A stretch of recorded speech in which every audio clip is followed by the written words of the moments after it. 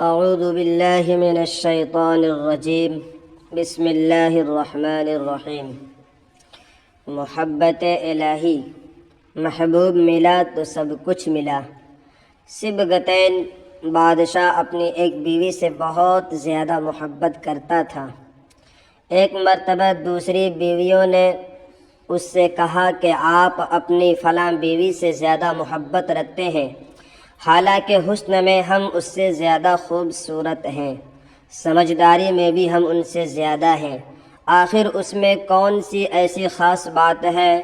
ہمیں تو اس کے اندر کچھ نظر نہیں آتا، مگر آپ کی محبت کی نگاہیں جو اس پر اٹھتی ہیں وہ کسی دوسری بیوی پر نہیں اٹھتی، آخر اس کی کیا وجہ ہے؟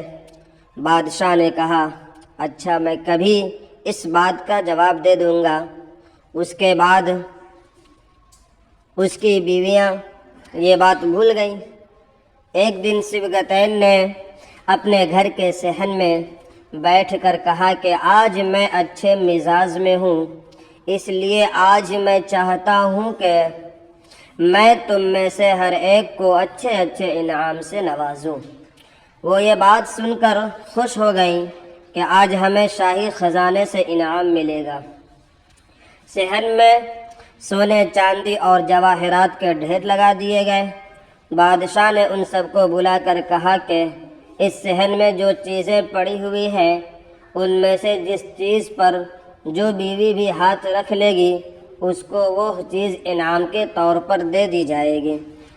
چنانچہ جس وقت میں اشارہ کروں تم دوڑ کر اپنی پسند کی چیز پر ہاتھ رکھ لینا۔ بیویاں تیار ہو گئیں اور انہوں نے اپنی اپنی پسند کی چیزوں پر نگاہ جما لی۔ کسی نے یاقوت کے اوپر، کسی نے ہیرے کے اوپر، کسی نے سونے کے اوپر، کسی نے چاندی کے اوپر۔ بادشاہ نے اشارہ کیا تو بیویوں نے دوڑ کر اپنی اپنی پسندیدہ چیزوں پر ہاتھ رکھ لیے، لیکن وہ بیوی جس پر اس کی محبت کی خاص نظر رہتی تھی وہ اپنی جگہ کھڑی رہی۔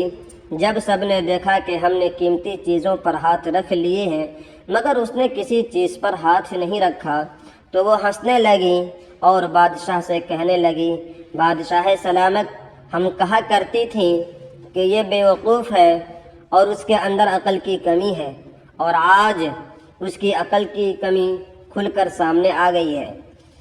یہ تو بس سوچتی ہی رہی، لہٰذا آج اس کے پلے کچھ نہیں آئے گا۔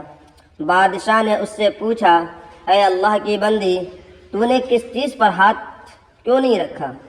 تو نے کسی چیز پر ہاتھ کیوں نہیں رکھا؟ وہ کہنے لگی، بادشاہ سلامت، میں آپ سے پوچھنا چاہتی ہوں کہ آپ نے یہی کہا ہے نا کہ آج جو جس چیز پر ہاتھ رکھے گی وہ چیز اس کی ہو جائے گی۔ بادشاہ نے کہا، ہاں یہی تو میں نے کہا ہے۔ اس نے یہ سنا تو آگے بڑھی اور بادشاہ کے کندھے پر ہاتھ رکھ دیا اور کہنے لگی، بادشاہ سلامت، جب آپ میرے ہو گئے ہیں تو پھر سارا خزانہ میرا بن گیا۔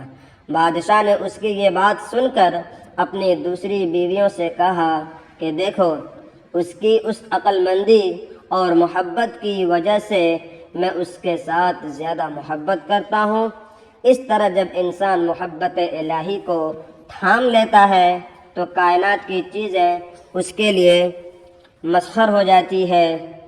عشق کی دیوانگی طے کر گئی کتنے مقام، عشق کی دیوانگی طے کر گئی کتنے مقام، عقل جس منزل پہ تھی اب تک اسی منزل پہ ہے۔